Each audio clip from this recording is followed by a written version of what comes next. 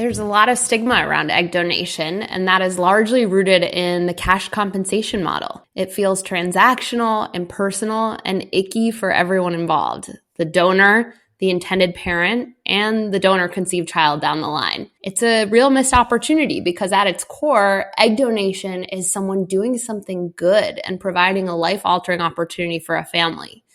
The stigma is a problem on multiple fronts. It discourages women from helping a family grow, and that might be something she wants to do. It leaves intended parents without options, and it especially hurts the LGBTQ community that relies on egg donation for building their families. That is our friend Lauren Makler, CEO and founder of CoFertility. She will be speaking with us today about her new initiatives, Freeze by Co and Family by Co, that you may have already heard about. They just recently launched about a week and a half ago. So thank you, Lauren, dear, with your bad self, coming on the show, CEO, mom, wife, and so many other hats, taking the time out to speak to us today. I appreciate you so much, dear. We're on different time zones, so I appreciate you, girl. I'm so happy to be here. Thank you for having me. I want to start at the beginning, Lauren. When you became married, you wanted to start your own family. Yeah. And the struggles of trying to conceive began for you and your husband. Mm-hmm. Did you always know that there was an issue with fertility for you or your husband? Which one of you had the diagnosis, I should ask? So my story starts before I was married. I was actually, I think my husband and I, we had been dating for about 3 months. Okay. And I had, at the time I was working at Uber. So I had joined Uber in the early days and was building a new business at Uber called Uber Health. So I was deep in, building in the healthcare space. And I woke up one morning with a pain in my side, and I didn't know what it was, but I knew something was wrong. And so pushed my doctors to give me some diagnostic testing. And after a bunch of tests and what ended up being a diagnostic surgery, I had masses just like growing throughout my abdomen. And I was diagnosed with an incredibly rare abdominal disease. So I'm one of fewer than 200 people on the planet to ever be diagnosed with this disease. Talk about rare. And it put into question, they basically told me like after a number of surgeries, which I would need to have to remove the disease and basically manage it going forward, and some treatments associated with that there was a chance I would never be able to have a biological child. So I had a few months to sort of gather my thoughts ahead of a surgery and wanted to find out, like, should I preserve my fertility? Should I freeze my eggs? Like, what's the best path here? And just because so little was known about the disease, it was sort of unclear if I could pursue egg freezing. And so I started to look into egg donation. I wanted to see, what were the options out there if I decided not to freeze my eggs. And after seeing what was out there, I ended up having a conversation with my sister about it, and she froze her eggs and donated them to me in case I needed them someday. So I had those eggs sort of on ice waiting for me when I went into these major surgeries. And there was a chance I'd wake up with no reproductive system from these surgeries. And so I had sort of peace of mind going into those surgeries. And then years later, I did end up keeping my reproductive system, thankfully. But when years later, my husband and I decided that it was time to try to conceive, I had waited, the necessary year that the doctors recommended I wait after my last surgery. And they said, after that, try for 6 months. And if after 6 months, come see us, we'll talk about using your sister's eggs. And on the 6th month, I got pregnant without using my sister's eggs. It was absolutely a huge shock and surprise to me, to my doctors, to everybody involved. And I'm so incredibly thankful that was the case. And now have a beautiful 17-month-old daughter named Eden. And so my journey was a bit of a winding road I had sort of accepted the fact that I knew no matter what, I wanted to be a mother, and I would be a mother someday. I could arrive at that conclusion. I just didn't know how I'd get there, and I didn't know what it would look like. And I had accepted It's funny, I give this advice to people in business sometimes, which is like, stay focused on the vision, on the end goal you have in mind, but remain flexible on the journey.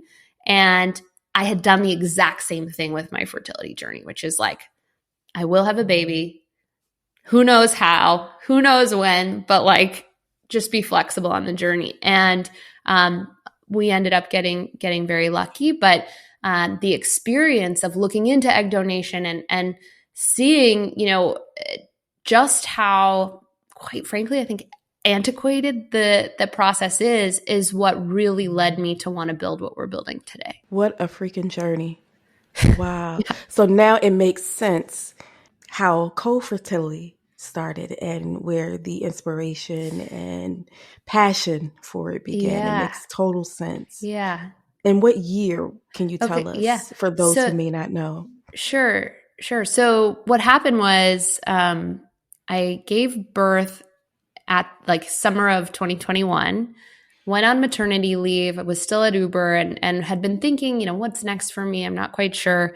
And went back at the end of my maternity leave, knowing that I just had to, whatever I was going to do next had to be in reproductive health. I didn't know what, I wasn't totally sure, but it had to be in reproductive health. And I ended up giving notice without a real plan, which is something I was lucky enough to do. But the very next day, talk about the universe conspiring, the very next day, I got a DM from Hallie Tecco, who I know is someone that you know. And Hallie and I had known each other only peripherally through like the health tech space. We were certainly not on a DMing basis. Let's put it that way. And as cheesy as it sounds, like my heart skipped a beat. So I was like, Hallie was someone I had looked up to for years. And so to get a DM from her, she had heard that I might be building something in the space and wanted to ask how fundraising was going. And I was like, I don't know what I'm building yet. Like, what do you think? And so she ended up calling me, and she actually didn't know about my health history. So she pitched me on this concept, this idea around the fact, and I should say a little more clearly what we're building, with CoFertility, we give women the opportunity to freeze their eggs for free if they donate half of the eggs retrieved to intended parents who can't otherwise conceive. So that could be couples struggling with infertility, or gay dads, or cancer survivors and the like. And Hallie pitched me on this concept without knowing what I had been through. Wow. And so when I shared with her my story, it was like the stars aligned and we were off to the races. From then on out, it was like Hallie's role was very clearly not going to be an investor, but she was like, let's do this. And so she is now one of my co-founders. And then we brought on Ariel Spiegel, who had built the original CoFertility as a content site and platform and Instagram community that is, an incredibly amazing, active group of people. And we felt bringing on someone like Ariel was important, not just for her experience in fertility, but also before building CoFertility initial work, she had worked with Victoria's Secret Pink and Coach, which is like, really familiar with the younger Gen Z audience. And making the connection with building community and brands together. Yeah. Yes. Yeah. So Ariel is our third co-founder. It all fell together from there. Yeah. When it's meant to be in the aspects of building brands that serve people. And I think when you are serving people, things like this happen all the time. Yeah. When it's in good intentions, pure heart, passion, and a desire to help people. And what you guys are doing is, when Hallie sent me a DM and then she emailed me the information about the new initiatives under CoFertility, I was like floored, because I had been wondering it was so funny, because that week I was like, I'm seeing so many more people in the community having to go the route of egg donation and such, whether it's LGBTQIA members or just people who have been on the path for quite a while, and their eggs, the women's eggs, the female's eggs is just not happening for them. Right. Yeah. And I had been thinking and contemplating, and I'm no brand builder. So to see you guys do things like this is just so inspiring. And it's really phenomenal how you guys can weed out and see the gaps and what needs to be connected to bring it all together. It's really, truly a gift. It really is. And so I just applaud you guys for what it's going to do for people, especially with the overturning of Roe v. Wade and this being an option for people in so many different ways. And you guys are trailblazing. People are going to be copying you soon. We'll see. We're really excited about the response so far. I'll tell you that. Yes. And you guys have so many donors lined up already, right? Yes. We have over 50 women who are part of our split program. So that's where they sign up and they're pre-qualified based on their medical history, their lifestyle factors, and a number of other things to participate in the program where, half of their eggs go to intended parents. And we have over 1,000 right now in process with their application. So it takes a bit of time for someone to fill it out and for our team to review it. And then we actually meet with everyone before we list them. It's really important to us that we get to know each of these women. And those are like my favorite conversations all day. I absolutely love to meet with our members. And actually, I really love meeting with intended parents too on the Family by Co side and hearing about their journey so far and what they're looking for in a donor. I feel this kind of like a matchmaker, I know exactly who they should look for. And it's so much more, I've learned it's so much more than like what someone looks like, it's about connecting with this person on a deeper level. And learning about their personality and their interests and their goals and their ambitions. And finding, like we've heard from intended parents who've matched already, like, this donor made my heart sing. Like that's the quote we're hearing, right? Like if we can help do that, like what better feeling is there? So, we've been really, really encouraged by who's coming through so far and the results we're seeing. Phenomenal. I wish my eggs were young enough. I would donate to you guys because I know there's a shortage of Black and brown people in that aspect. And when it does become available, it goes within minutes. So just truly phenomenal work you guys are doing. And so I know you just briefly stated the breakdown and the structure of how Freeze and Family by Co work, but can we break that down a little bit more for our friends listening who may be in need of you guys' services and how they can receive donations and also donate and how that structure works for us? Cool. So I'll start by explaining the Freeze by Co platform. So that is where we enable women to more accessibly pursue egg freezing through two options. And for those who aren't familiar, egg freezing, while not a insurance policy and not guaranteed, unfortunately, it's not a perfect science. People who freeze their eggs, especially the younger they are, the more likely they are to have options in terms of having a baby later in life if they should experience infertility, right? So the problem for most people is that egg freezing is cost prohibitive. The best time to freeze your eggs is when you can least afford it, right? And so our goal here is to change that and make it more accessible for more women. So, make it available to people who might not have that as like a fertility benefit with their employer. So with Freeze by Co, we have two programs. One program, like I mentioned before, is our split program, where those who qualify get to freeze and store their eggs for free for up to 10 years when they give half of the eggs retrieved to a family who can't otherwise conceive. And then our Keep program is for anyone who wants to participate. Maybe they are, don't meet some of the qualifications to participate in the split program, or maybe they're not interested in donation, which is like totally cool. It does not need to be for everyone. Those women can participate in the program. They'll freeze their eggs and store all of them for their own future use and can take advantage of our built-in community and some discounts along the way to help lighten the financial load. But everyone, whether you're in our split or Keep program, you get access to our online community that I mentioned, where people get to talk openly about the egg freezing experience that they're going through in real time, and also access not only our team, but our incredible advisory board of medical experts and different programming that we have. So that's our Freeze by Co program. Then we have our Family by Co program. And this is our human-centered approach for intended parents to find their perfect match in an egg donor.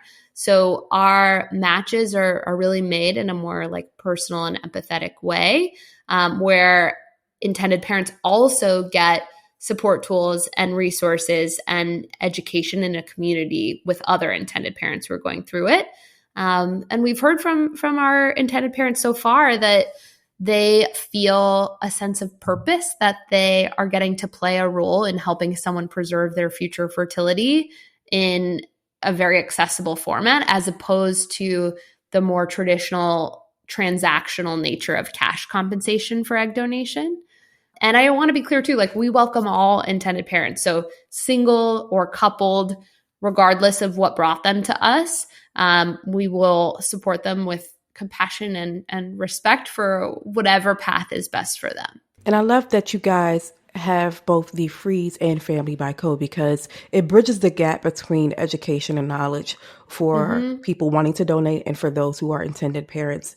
And from what the many interviews that I've done over the last 3 years, I find that there's a lack of education in that aspect. And a lot of the agencies that people have come across or have worked with, they're not educating properly and not really explaining things and not taking their time. And they complain of it being much like fertility clinics and it just being a number and they're rushing you through things. Yeah. And so that's one of the things you had mentioned earlier about you guys' approach with meeting with everyone, right? Yeah. And so how do we manage that? How do we do that with everyone who's applying and whether intended and or donating?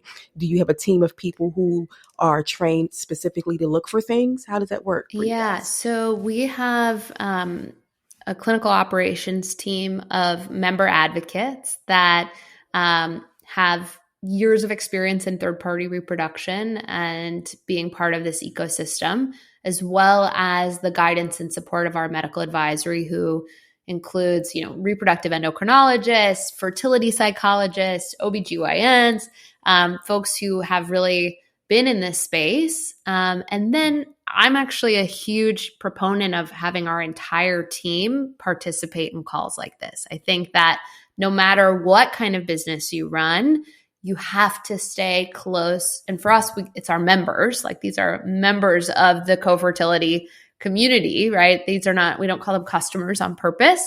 But I believe in being like member obsessed. And I think the only way you can be member obsessed is if you are talking to them always. And so, I'm the CEO, but I'm still taking member calls every day.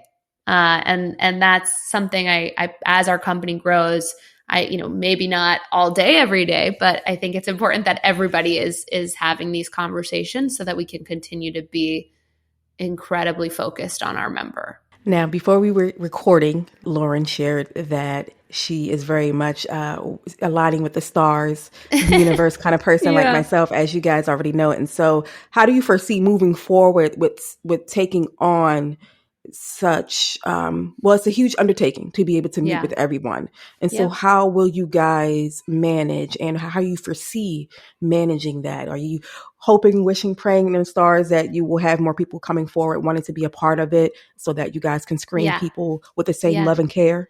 Absolutely. So we actually, as part of our launch, we opened up our careers page and have a number of roles open and have seen some of the most incredible applications come through. And I have to tell you, what's been so exciting has been we've had some of our split members, so women who are waiting to be matched, have applied for that member advocate role on our team. And so that feels so good, right? To know just how committed they are and excited they are about our mission. And we've actually also seen, even just this morning, inbounds for that member advocate role from, IVF moms who've built their families through egg donation, And so to me, what better member advocate is there than someone who has gone through it themselves and who can really speak from experience about what it feels like. So to me, especially when you're a startup, right? Like every hire you make is like a huge percentage of your team or your workforce, right? So I spend a lot of time with all of our candidates before we make a hire to just make sure that every person you hire is so much more than their resume. And so I really like to get to know them as people and make sure that they feel like the best extension of our mission and that they can live it in every conversation that they have. I love that. I love that. You have such great answers, Lauren. That's how I know Oh, that you guys are so passionate about what you're doing and really just being intentional about helping people, especially with this, again, the Roe v. Wade and people not knowing what they're going to be able to do with their eggs and such like that. And so this is just such phenomenal work and I love it. I'm a fan, been a fan, will forever be a fan. the feeling is mutual. So I That's wanted to for sure. backtrack just for a minute. I was reading your article on Fast Company Startup, which I have linked in today's show notes for you guys to tap and go. You can read more about CoFertility, the new initiatives, and more about what the intention is behind everything. And so I noticed that, well, in the article, you stated that you saw a gap in the egg donation world and the affordability of it for people. And a lot of people not moving into it because it's not accessible financially. And so when was that light So, bulb moment for you, yeah. dear? Yeah. So I think it's two parts, right? I think that like it started this thinking around egg freezing being super inaccessible, right? Like there are people who have coverage from their large employers to, have free egg freezing, but it's still such a tiny percentage of people that have access to that. And so on average, I think egg freezing is like $12,000 to $20,000 across the country. And it varies based on the city you live in or how much medication you're prescribed. And that's great for some people if they can afford it. But that's not the case for so many women because there are a lot of people that freeze their eggs who never end up using them. And that's cool, right? And that's something that everyone should know, right? That would be honestly the best case scenario. If you have them, but you don't end up using them, and that's okay. But having them and knowing you could use them is a great alternative. But I think that the question for us became, how do we make egg freezing more accessible in a scalable way, right? So for a lot of people, not just for like a handful of people in different cities. And so what is a scalable way?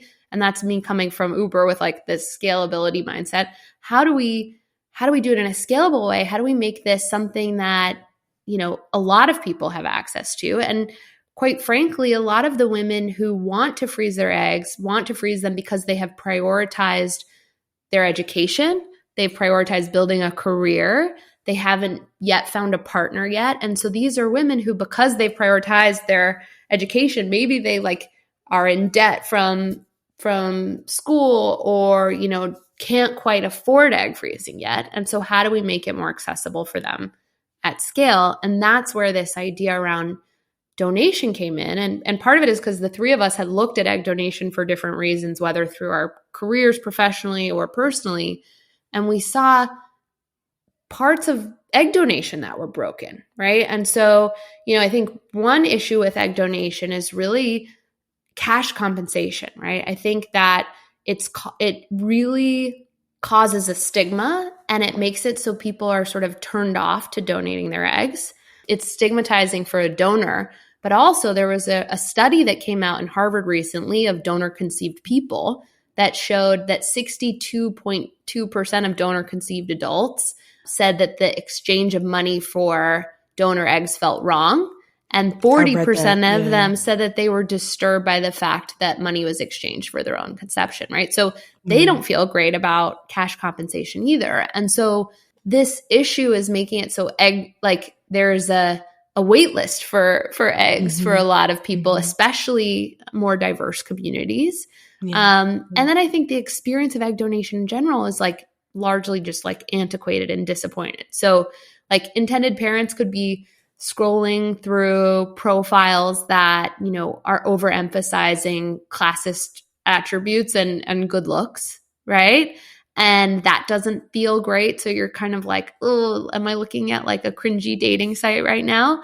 And there's really not a ton coming through around a donor's values or their background or their personalities, right? Like those are the things that intended parents really want to know. And yeah, I mean, I want to come back to this idea around ethnic diversity amongst donors because it's leaving intended parents without adequate options for growing a family that reflects their background. So if you ask like most intended parents, they'll often tell you that their search first and foremost is around finding someone who shares their nationalities rather than everything else. And that's usually the first thing on the list. And then I've recently read an article where a young woman said she had to like kind of she had to break herself down for her sperm. This is not for egg, but this is for a sperm donor because she's part of the LGBTQIA community. And she said, it was almost like a breaking down of the picture I had in my head, like we do so much in family building and such. So I love that you brought that up. Yes. So for us, this is about like, you can't have egg donation without egg freezing, right? Like the first step of donating your eggs is freezing them.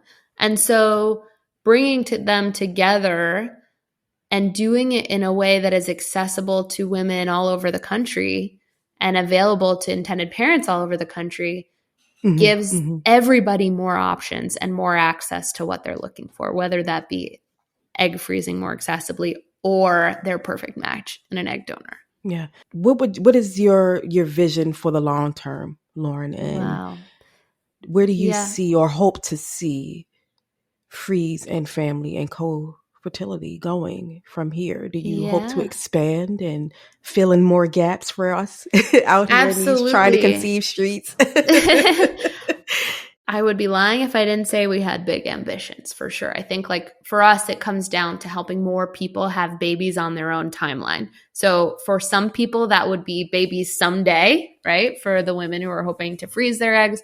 And for intended parents, like the people who sometimes wish they had a baby yesterday, right? Like we want to help them have a baby ASAP. And so that's what it comes down to for us. I think I'm big on remaining focused on what we have in front of us so that we can really execute well.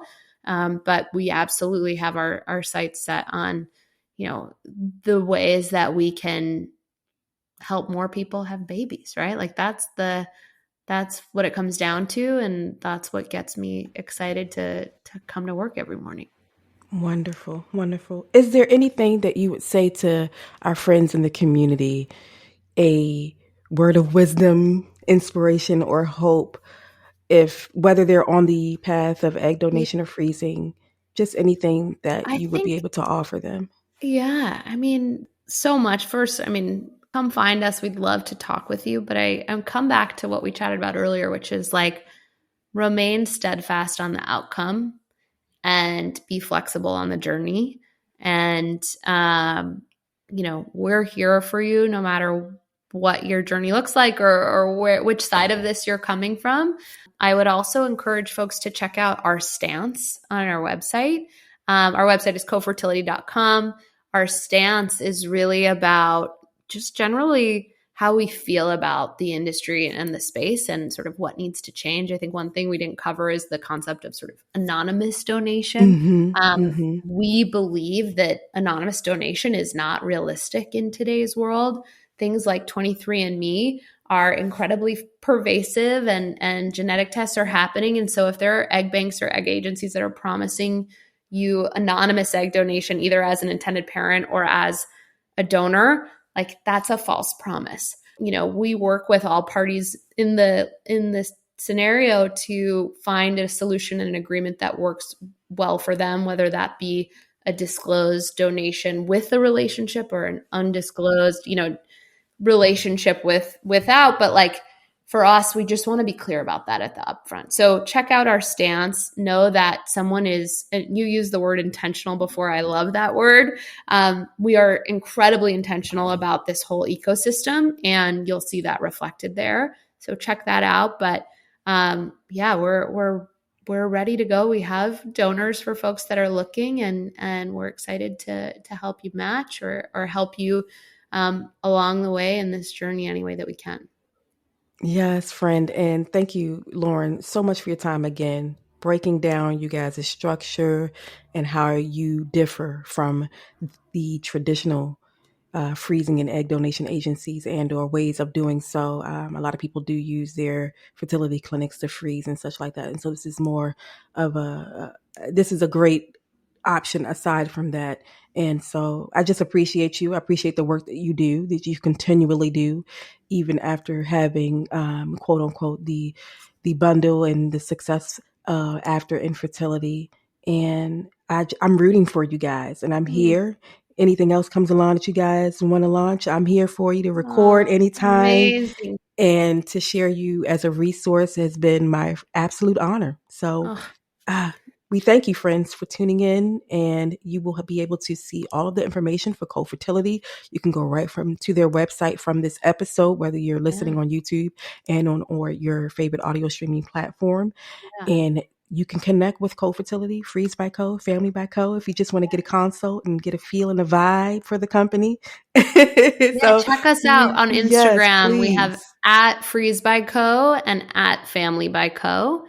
And if you want to talk to me directly, I'm at Lauren Makler. I'm just so excited. Thank you so much, Monique. Thank you, my dear. And thank you, friends, for tuning in to another episode of Infertility and Me podcast. You guys know where to find me on the gram. Peace and blessings.